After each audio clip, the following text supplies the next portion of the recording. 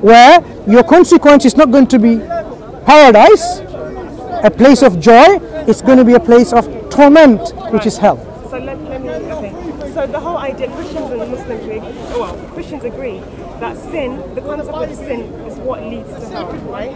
So my issue then is, where is that standard of sin? Because when I look at Muhammad, you know, who's supposed to be this perfect example, who's actually the prophet for Islam, and the perfect example for Islam, when I look at him, he seems to have led a very simple life. For example, at 54, sleeping with a 9-year-old. You know, so where does your concept of sin? Very interesting. For Thank you for bringing this up. Yeah. I knew that it was coming. Do you know why? Yeah. Because that is one of the things that in the 21st century. One of many. No, I'll talk about this. In the 21st century, people's presentism. Do you know the word presentism? Presentism is a concept, what we call a logical fallacy in a way, where you judge the actions, the morals of people of the past by your present standard. So if you have a present standard where no one is going to get married unless they're 21, and you see people got married at 20-and-a-half-year-old, or 100 years ago, you're saying pedophiles, wrong, immoral, because you are judging the actions of someone based on your standards of morality today. So like back then, you're trying to say back then, it was in most cultures, to give you another culture that you're familiar with, Joseph was 90 years old, who was espoused or married to Mary, the mother of Jesus, when she was at the most 14 years old. Where's your evidence? Catholic Encyclopedia and Catholic traditions. It was there if you can search it. It's not guaranteed their age. It's not about guaranteed. Their age is not. Wait, listen, let me finish. Don't misquote. I'm not misquoting. I read it myself, so I can read it again if you want to. According to the Jewish tradition, do you know what age before Christianity came onto the scene? What age were they marrying their Jewish daughters to the husbands? You are quite well read in this, I'm sure.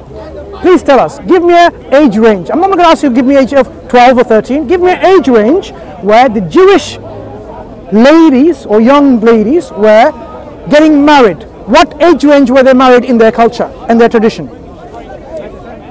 You should know, because you brought this up. No, I don't know, but my response to what Before you give me a response, if you don't know, let me tell you.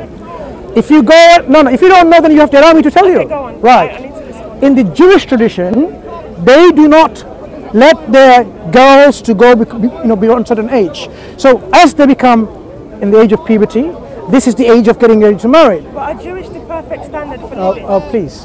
We were talking about the age difference between two individuals in their marriage. So I gave an example of Joseph the carpenter, who was 90 years old, and then Mary, the mother of Christ. You would not find any Christian or any Jew who says she was 18. You will not find it anywhere, today or yesterday. Why? Because that wasn't the Jewish tradition. She was married let's say she was married 15 or 16. Let's take it to 17, but definitely not 18, because 18 seems to be current standard. 90 and 17, what's the age gap? Do you have a problem with that? So again, 90 years old and 17 years old. Do you have a problem with this marriage? Do I have a problem? Yes. Do you have a problem? If she's 17, her parts are... And 90. Her part, no. Let me... I don't think you understand my point. The point I'm trying to say is... Can you answer my question first, yeah? Do you have a problem with someone who's 90 years old? Do you have a problem? At that time, they didn't have a problem. No, I don't have a problem with it. I'll Good, tell you why. fine. I'll tell you why. That's it, you've answered it. At the end of the day, a person that's whoever marries someone, I'm not saying that it was never done. In those days, yes, people at older age used to marry a young person. They were nobody's standard, okay?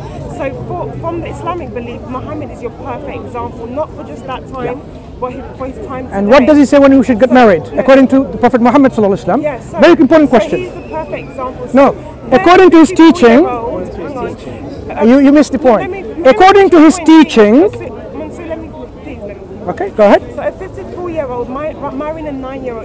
If you go to Arabic nations today, you see the consequence of that. People are dying. Young girls are dying because they're not mature. Their parts are not mature enough to hold a baby or to Then that's wrong. an adult man's penis. Islamic marriage is okay, finish, I'll tell you. Remind me about this thing about harm. Perfect example. I'm not saying Jewish didn't do it, but I'm saying no one is saying that the Jewish people are perfect people that we should follow. But So let me respond to what you just said. yeah. In the Arab world, young people are dying. They absolutely should be accountable in the court of law by committing harm. Because in Islam, marriage is between two individuals where the marriage, what we call the, you have the nikah where the marriage needs to happen, right? So you have the engagement and you have the consummation. Consummation, if there is any risk of harm being done, then they cannot consummate the marriage. A 9-year-old. Excuse me, if you allow me to respond to you. Sure. In the Arab world or in this world or any other world, if there is going to be harm involved in consummation of the marriage, that marriage cannot be consummated. Islamic principle. So you are bringing a point where we agree with. So that is not the example of Prophet Muhammad sallallahu alaihi wasallam. That's not his teaching. In fact, his teaching is, please, the teaching of Muhammad sallallahu alaihi wasallam about this, there is no age limit. But there are certain conditions where you have to reach the age of puberty at least. That becomes you ready to conceive, ready to have this consummation. You have to also, the Quran says, reach the age of rushd, what we say intellectual maturity. So the Quran does not, if you allow me to, the Quran, you didn't know? How long have you been studying Islam? Okay, don't worry, remind me people, yeah, remind me. We'll come back to this point, remind me. But let me make my point. What we're saying is, the Quran does not restrict marriage relationship because it is universal. The Quran came as a universal book for all times and all places. It doesn't restrict to some